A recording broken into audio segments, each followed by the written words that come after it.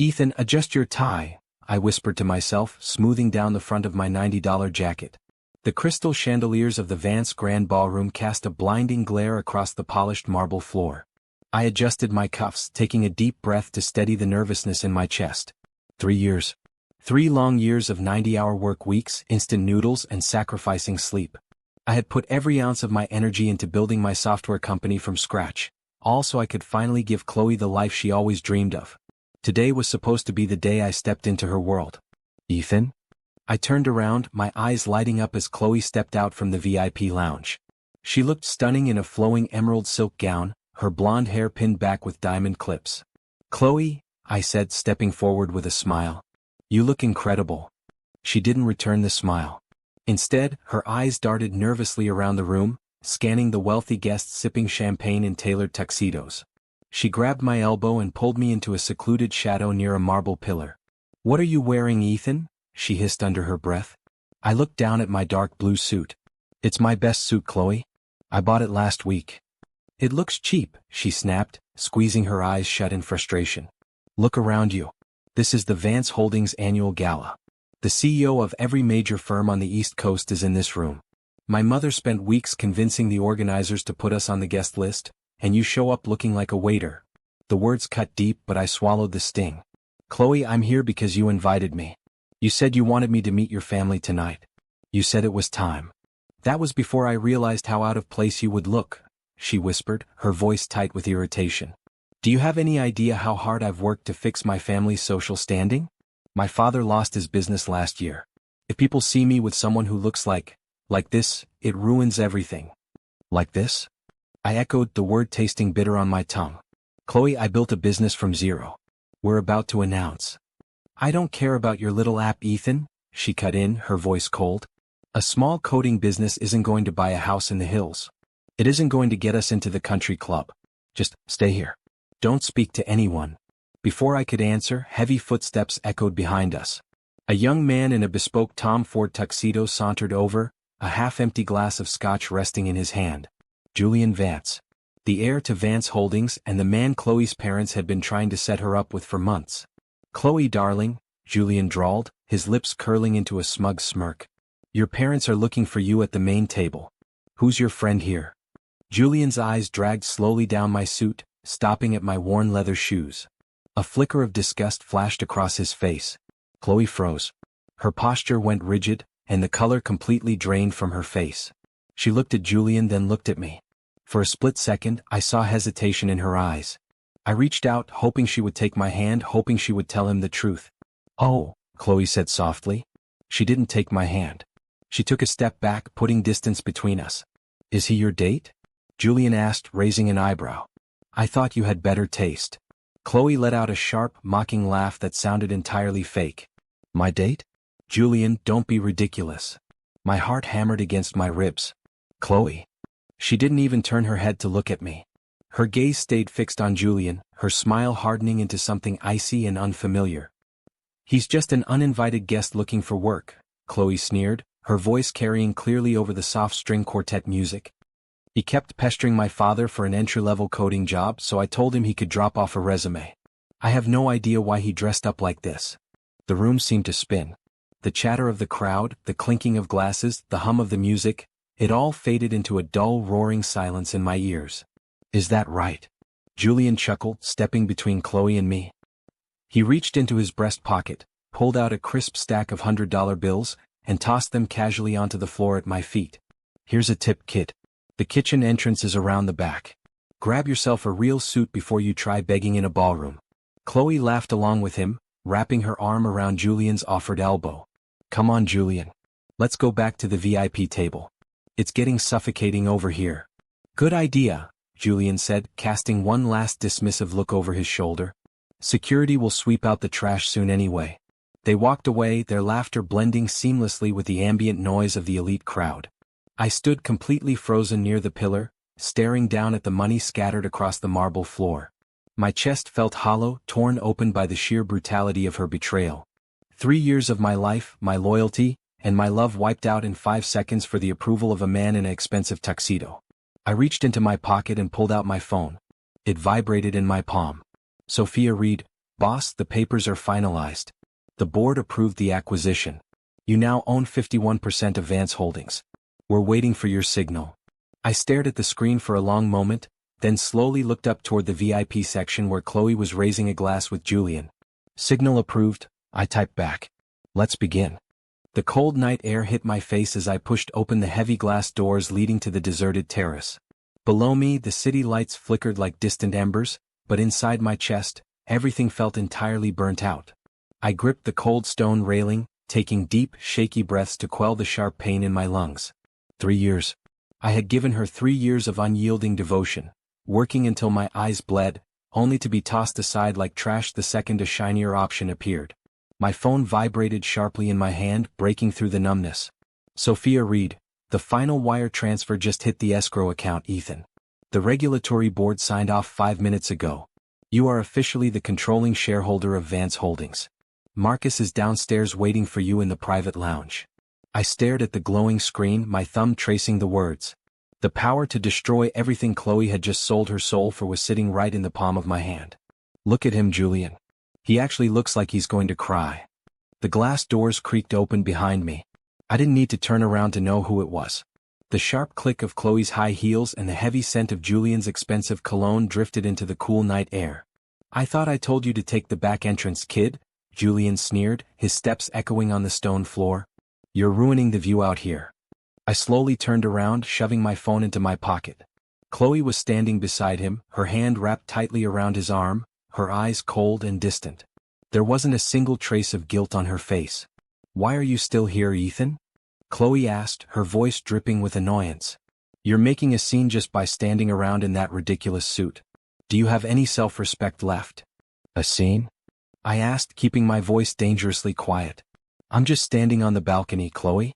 You're the one who followed me out here." "Because I want you to leave," she snapped, stepping toward me while pointing a manicured finger at my chest. "You don't belong here. This is a world of high society, real money and real power. You've been dragging me down for 3 years with your stupid, endless promises about a future that's never going to happen. Look at Julian. His family owns this entire building. What do you own, Ethan? A tiny, miserable office with 2 employees?" The sheer cruelty of her words hit me like a physical blow, but I forced my expression to remain entirely blank. "So that's what 3 years meant to you?" I asked softly, looking directly into her eyes. "A waste of time because I didn't have a mansion?" "It's called reality, Ethan," Julian interrupted, pulling a sleek leather wallet from his jacket. He pulled out another thick stack of $100 bills and held them out toward me with a mocking grin. "Chloe deserves the best and you clearly can't afford her. Here. Take this $5,000. Consider it severance pay for your time. Use it to buy a suit that actually fits and get the hell out of my building." He dropped the stack of bills onto the stone floor right at my feet. Chloe didn't even flinch. She just chuckled softly, shaking her head. "Take the money and go, Ethan. Stop embarrassing yourself. Julian is being more than generous.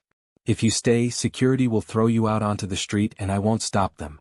I looked down at the green bills sitting on the ground, then looked back up at Chloe. In that moment, the burning ache in my heart completely vanished, replaced by an icy, absolute clarity. She hadn't just hidden our relationship, she had calculated my worth, decided I was zero, and traded me for a title. "Keep your money, Julian," I said, my tone flat and calm. Julian raised an eyebrow, a cruel laugh escaping his lips. "What, not enough? Or are you trying to play the proud hero? Newsflash, pal, pride doesn't pay the rent. You really don't get it, do you?" I replied quietly, taking a step back toward the doors. "Neither of you has any idea what's actually happening tonight." "Oh, please," Chloe groaned, rolling her eyes in deep disgust. "Stop acting so dramatic. You're a nobody, Ethan. You will always be a nobody. Just walk away." "I am walking away, Chloe," I said, looking her in the eyes one last time. "And I promise you I will never look back." "Good riddance," Julian scoffed, waving his hand dismissively as he wrapped his arm around Chloe's waist. "Let's go back inside, babe. My mother is about to start the keynote address, and we need to be front and center when she announces our family's new business merger." "I can't wait," Chloe beamed, leaning into his side and giving me one last contemptuous glance. "Let the trash handle his own trash." They turned around and walked back through the glass doors, their loud laughter fading as the doors sealed shut behind them. I stood alone on the terrace for a single second longer, breathing in the cold air. The pain was gone. The heartbreak was gone. All that remained was a cold, sharp resolve. I adjusted my jacket, stepped over the pile of money on the floor, and opened the door to the VIP stairwell. It was time to meet Marcus. It was time to take my seat at the top. I descended the carpeted stairs to the private basement suite, leaving the noise of the ballroom behind. The hesitation in my step was gone, replaced by a firm, deliberate stride. I reached the double mahogany doors of Private Suite A, pushed them open and stepped into the quiet room. Sophia Reed stood by the floor-to-ceiling windows, her tablet tucked under her arm. Beside her sat an elderly man in an immaculate dark gray suit, resting his hands on a silver-topped cane. Marcus Vance. "You're late, Ethan," Sophia said, stepping forward with a crisp smile. "Though I assumed the delay was personal?" "Just clearing out some dead weight, Sophia," I replied, pulling off my off-the-rack jacket and tossing it over the leather sofa. "Is everything ready?" Marcus leaned forward, his sharp blue eyes searching my face. "You look remarkably calm for a young man who just bought controlling interest in a $3 billion empire, Mr. Carter." "I've spent 3 years preparing for this moment, Mr. Vance," I said, sitting down across from him. "Calm is all I have left." Marcus let out a dry, rasping laugh. "Good. My sister Victoria has spent the last decade tearing this company apart with her ruthless greed. She pushed me out of the board, mismanaged our core assets, and turned my father's legacy into a vanity project for her arrogant son Julian. I told her that her pride would destroy her. And tonight it does," Sophia added, tapping her tablet screen. "The wire transfers have cleared. 51% of Vance Holdings common stock is now registered directly under your holding firm, Apex Global. The board signed off 10 minutes ago." Marcus slid a thick leather folder across the mahogany coffee table toward me. "Sign the final disclosure form, Ethan. The moment you sign this, my sister's authority ceases. She becomes an employee in her own house." I picked up the pen, feeling its weight in my fingers. "And what about Julian?" "Julian is a useless peacock," Marcus sneered, tapping his cane against the floor. "He's bankrupting the European division while bragging about his family's wealth. Cut him loose the second you step onto that stage. I won't lift a finger to save him." I pressed the pen to the paper and signed my name on the dotted line. "Done." Sophia immediately brought up a live video feed on her tablet and handed it to me. "The main stage upstairs. Victoria is stepping up to the microphone now. The entire board is sitting behind her." I looked down at the screen. The feed showed the grand ballroom packed with hundreds of wealthy guests. Near the front row, Chloe was standing beside Julian, her face lit up with a triumphant, beaming smile. She held a glass of champagne in one hand, her other arm wrapped tightly around Julian's waist. "Look at her," I muttered, staring at Chloe's ecstatic expression on the monitor. "She thinks she just won the lottery." "Who is she?" Marcus asked, glancing at the screen over my shoulder. "Someone who threw away 3 years of genuine devotion for a front-row seat at a fake throne," I said softly. "She's about to receive a very expensive lesson in market value," Sophia remarked, pulling a custom dark charcoal suit from a garment bag hanging near the door. "Your new attire, boss. Tailored specifically for the CEO of Apex Global." I stood up and slipped into the jacket. The fit was flawless, the high-end fabric feeling heavy and powerful against my shoulders. I straightened my silk tie and adjusted my cuffs in the mirror.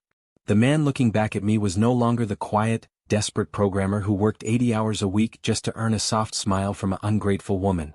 "Victoria is speaking now," Sophia announced, pointing at the monitor. On the screen, Victoria Vance cleared her throat, tapping the microphone as the room fell dead silent. "Welcome, distinguished guests, board members and valued partners," Victoria's voice echoed through the speakers inside the suite. "Tonight marks a historic turning point for Vance Holdings. As many of you know, our firm faced minor market turbulence this quarter. But thanks to a monumental capital injection from a visionary new partner, our future is brighter than ever." In the audience, Julian leaned down and whispered something in Chloe's ear. Chloe let out a bright, giddy laugh, looking around at the surrounding guests as if she already owned the room. "She has no idea who wrote that check, does she?"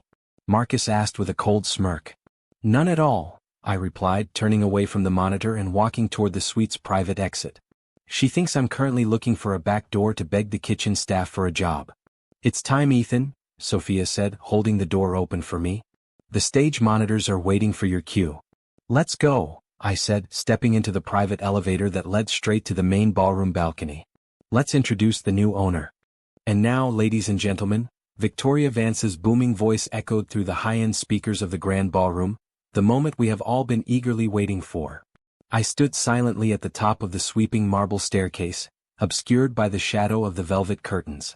Down on the main floor, hundreds of high society guests raised their crystal glasses, their hushed conversations dying down completely. In the front row, Chloe was clinging tightly to Julian's arm, her cheeks flushed with excitement as she beamed at the stage. As many of you are aware, Victoria continued, resting her hands on the wooden podium, Vance Holdings recently navigated a critical restructuring phase. To secure our global dominance, we formed an exclusive partnership with Apex Global. Tonight, I am deeply honored to present the visionary leader who purchased 51% of our firm, saving our legacy and becoming our new majority owner. Victoria gestured dramatically toward the main balcony. Please welcome the head of Apex Global. The massive overhead spotlight swung across the dark ceiling, cutting through the room and landing squarely on me. I took a slow, deliberate step out of the shadows. The polished brass handrail felt cold beneath my palm as I began my descent down the grand staircase. My tailored charcoal suit caught the bright light, and the silence in the room suddenly turned heavy. Down below, Julian's triumphant grin instantly vanished. He squinted up into the blinding beam of light, his jaw dropping in sheer confusion. Beside him, Chloe's champagne glass slipped through her fingers, shattering loudly against the marble floor. Sparkling liquid splashed across her gown, but she didn't even flinch. Her face turned ghost white as her wide eyes locked onto mine. Wait, what is this? Chloe gasped loudly, her voice trembling so violently that people nearby turned to look at her. Ethan? What the hell is that loser doing up there? Julian shouted, his face twisting into a mask of pure rage. He shoved his way through the crowd toward the base of the stairs. Security? Get security in here right now. This bum snuck onto the balcony. Two large security guards in black suits immediately rushed toward the bottom of the staircase, reaching for their earpieces. Stop right there, pal, the lead guard yelled up at me, raising a hand. Step back or we will use physical force to remove you from the premises. I didn't stop. I continued walking down the stairs, my eyes fixed entirely on Chloe's horrified expression. Julian, do something. Chloe panicked, grabbing his jacket sleeve with white knuckles. He's trying to ruin your family's night. He's just crazy. He was just begging me for a job 20 minutes ago. I'm handling it. Julian barked, stepping directly into my path as I reached the bottom landing. He pointed a finger angrily at my chest. You've got some nerve, you little parasite. I don't know how you stole that suit, but you are going straight to prison for crashing this gala. I stopped 2 feet away from him, keeping my hands calmly in my pockets. Step aside, Julian. Or what? Julian sneered, turning toward his mother on stage. Mother. Call the police. This is the uninvited fake coder Chloe was telling us about. Victoria frowned deeply from the podium, looking completely bewildered. Julian, what are you talking about? Stand down. Mother, he's a trespasser. Julian yelled back, pointing frantically at me. He's a broke nobody. Victoria looked down at the official dossier resting on her podium, then looked up at me as I calmly walked past Julian and stepped up onto the stage. Her hands began to shake as she read the name printed on the legal corporate seal. Julian, shut your mouth right now, Victoria whispered into the live microphone, her voice carrying across the entire ballroom. What? Julian blinked, frozen in place. Victoria swallowed hard, her face draining of color as she stared at me in complete disbelief. She slowly adjusted the microphone, her confidence entirely shattered. Ladies and gentlemen, Victoria stammered, her voice echoing awkwardly through the silent room. I present to you the founder of Apex Global, and the majority owner of Vance Holdings, Mr. Ethan Carter. A collective gasp rippled through the massive crowd. Chloe stumbled backward, her hand flying to her mouth as a muffled sob escaped her lips. No, that's impossible. It can't be him. He's Ethan. Julian stood frozen like a statue, his eyes darting frantically between his mother and me. Mother, no. There has to be a mistake. He's a nobody. He drives a 10-year-old car. He works in a tiny office. Silence, Julian. Victoria hissed, pulling her head away from the microphone, though her angry whisper still reverberated through the speakers. He signed the papers 10 minutes ago. He owns us. I walked up to the podium, looking directly at Victoria. She quickly backed away, ducking her head in utter humiliation. I took my place behind the microphone, adjusting it slightly, and looked out over the sea of shocked faces. My gaze settled directly on Chloe, who was trembling so hard she could barely stand. The arrogant woman who had thrown away 3 years of quiet devotion to chase Julian's wealth was now staring at the man who owned everything she had ever dreamed of reaching. "Good evening," I said into the microphone, my calm voice cutting cleanly through the dead silence of the ballroom.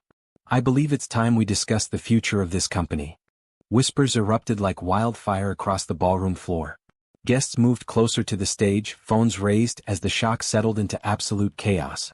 I tapped the microphone twice, the sharp sound cutting through the rising noise. "Effective immediately," I announced, my voice echoing clearly off the high ceilings, "Julian Vance is removed from his position as Vice President of Operations. An internal audit revealed massive financial negligence in his division over the last 2 years." Julian's face flushed a violent red. "You can't do that," he screamed, trying to charge the stage. "This is my family's company. You can't just fire me." "I own 51% of the voting shares, Julian," I said calmly, looking down at him. "I can, and I just did. Furthermore, all corporate accounts under Victoria Vance's control are frozen pending a full forensic investigation." Victoria sank into a chair behind the podium, burying her face in her hands. The 2 security guards who had previously tried to block me immediately stepped up to Julian, grabbing his arms. "Get your hands off me," Julian thundered, thrashing against their grip. "Mother, do something. Call our lawyers." "Your lawyers won't save you from a corporate takeover, Julian," Sophia said crisply, stepping onto the stage beside me with a stack of legal notices. "Guards, escort Mr. Vance off the premises immediately." As the guards dragged a screaming Julian toward the double doors, the crowd parted in dead silence. Suddenly, a figure pushed past the onlookers and stumbled up the side stairs toward me. It was Chloe. Tears streamed down her face, ruining her makeup as she reached out to grab my hand. "Ethan. Ethan, please listen to me," she pleaded, her voice trembling with sheer panic. I pulled my hand back, stepping out of her reach. "Don't touch me, Chloe." "Ethan, you have to understand," she cried, squeezing her hands together in front of her chest. "Earlier, down on the floor, I didn't mean any of those things. I was just confused. Julian was threatening my family's standing, and I was just trying to protect your reputation. I swear I was." I looked at her, watching the desperate lies pour out of her mouth. The woman standing before me wasn't heartbroken. She was terrified of losing the fortune she thought she had finally locked down. "Protect my reputation?" I asked, a bitter smile touching my lips. "You told him I was an uninvited beggar looking for a job. You laughed when he threw money at my feet."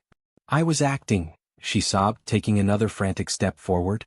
"I had to play along so he wouldn't hurt you. You know how powerful his family was. Then please, we've been together for 3 years. You know I love you. You know I've always believed in you." "You didn't believe in me," I said, reaching into my pocket. "You believed in high society, fast money, and cheap status. You traded 3 years of real love for a man who bought you champagne with stolen company money." I pulled out a small silver band from my pocket and held it out between us. It was the simple silver promise ring I had given her on our 2nd anniversary, the one she had carelessly left sitting on my apartment counter earlier that morning before leaving for the gala. Chloe stared at the ring, her breath catching in her throat. "Ethan. You left this on the counter because you thought it was too cheap to wear around Julian's friends," I said softly. I opened her hand, placed the cold ring in her palm, and closed her fingers over it. "Keep it. It's a reminder of what your ambition just cost you." "No. Ethan, please don't do this to me," she wailed, tears spilling over her mascara as she dropped to her knees on the stage. "Give me another chance. I love you. I've always loved you." "You loved what you thought I couldn't give you," I replied, turning my back on her. "Sophia, clear the stage. The press conference starts in 10 minutes. "Right away, boss," Sophia said smoothly, signaling 2 additional guards. "Ethan. Look at me. Ethan." Chloe screamed behind me, her voice echoing frantically off the marble walls as the guards gently but firmly lifted her up and guided her away from the stage. I stood at the podium, adjusting my dark cuffs as the security team cleared the floor. Down below, the remaining guests watched in stunned awe, whispering among themselves as the mighty Vance family collapsed in a matter of minutes. The sting in my chest was gone. The heartbreak had evaporated into thin air. Looking down at the shattered champagne glass on the floor, I felt nothing but a quiet, unbreakable sense of peace. My past was finally behind me. My future was just beginning. The warm morning sun poured through the floor-to-ceiling glass windows of my corner office, reflecting off the polished hardwood floor. Outside, the city skyline stretched endlessly into the horizon, alive with morning traffic and soaring skyscrapers. I set my coffee cup on the heavy mahogany desk and adjusted my watch. 6 months had passed since the night of the Vance Holdings gala. 6 months of restructuring, rooting out corporate corruption, and building an open, honest culture across every department. A soft knock at the double doors pulled me from my thoughts. "Come in, Sophia," I called out, turning away from the window. Sophia walked into the office, holding a leather folder and a fresh cup of tea. She smiled warmly as she set the folder on my desk. "Quarterly reports are ready, Ethan. The new software integration was a complete success. Board confidence is at an all-time high, and our shares jumped 12% this morning." "That's great news, Sophia," I said, leaning back in my chair. "How are the staff holding up with the new management structure?" "They love it," Sophia replied, her tone earnest. "No more fear of random corporate cuts or Julian's childish outbursts. People actually want to come to work now." "That's what matters most," I said, nodding slowly. "A company is only as strong as the people who build it." Sophia paused for a second, tapping her pen against the leather folder. "Speaking of Julian, I received an update from our legal team this morning regarding the bankruptcy filings." "And?" I asked quietly. "It's settled," Sophia said. "The Vance estate was auctioned off last Tuesday to pay down their private debts. Julian and Victoria lost everything. I heard Julian is living in a small studio apartment across town, completely blacklisted by every financial firm in the state." I stared down at my coffee, feeling no surge of triumph, only a quiet, grounded sense of closure. "And his family's debt?" "Fully liquidated," Sophia confirmed. "They're broke, Ethan. The high society crowd they tried so hard to protect themselves with completely turned their backs on them the moment the money ran out. Karma has a way of balancing the books," I murmured. Sophia hesitated before pulling a small folded paper out of her suit pocket. "There's one more thing. Chloe tried reaching out to the main desk again today. She left another message." I looked up, raising an eyebrow. "How many is that now?" 42 this month," Sophia answered softly. The receptionist said she sounded desperate. "Word around the city is that her family's business completely collapsed after Vance Holdings pulled its backing. She's working double shifts as a waitress at a diner downtown just to cover her mother's medical bills and pay off her personal loans." "Does she still think I'm going to answer?" I asked. "She keeps telling the front desk that it was all a terrible mistake," Sophia said, placing the folded note on the edge of the desk. "She says she just wants 5 minutes to talk to you to apologize face to face." I picked up the note, unfolding it slowly. The handwriting was messy, frantic, and smeared with ink. "Ethan, please just give me one chance to explain. I ruined my life. I miss you so much. Please call me." I stared at her words for a brief second. 3 years ago, a note like this would have broken my heart. It would have sent me running across town just to make sure she was okay. But as I looked at the blue ink on the paper, I felt absolutely nothing. No anger, no resentment, no lingering affection. Just a cold, calm emptiness. "Ethan?" Sophia asked gently, observing my quiet silence. "Do you want me to tell her to stop calling?" "No need, Sophia," I said calmly, folding the note back up and placing it directly into the paper shredder beside my desk. The machine hummed softly, slicing the paper into tiny white strips. "She's already living with the consequences of her choices. Fighting for status cost her the only genuine thing she had." "So no response?" Sophia asked with a faint, respectful smile. "Silence is the only response she deserves," I replied, standing up and buttoning my suit jacket. "The past stays where it belongs. What time is the board meeting?" 10 minutes, boss," Sophia said, picking up her tablet and heading toward the office door. "The investment team is waiting in the main boardroom." "I'll be right there," I said. As Sophia stepped out, I turned back toward the massive glass window one last time. The sun hit the glass, filling the room with bright, clean light. I had spent years working myself to the bone for someone who saw me as nothing more than a stepping stone. I had suffered through betrayal, public humiliation, and the sudden destruction of everything I thought was real. But standing here today, looking out over the city I helped build, I realized the betrayal wasn't my downfall, it was my freedom. I adjusted my collar, took a deep breath of the quiet air, and walked out of the office to lead my company. My heart was finally at peace and my future was entirely my own.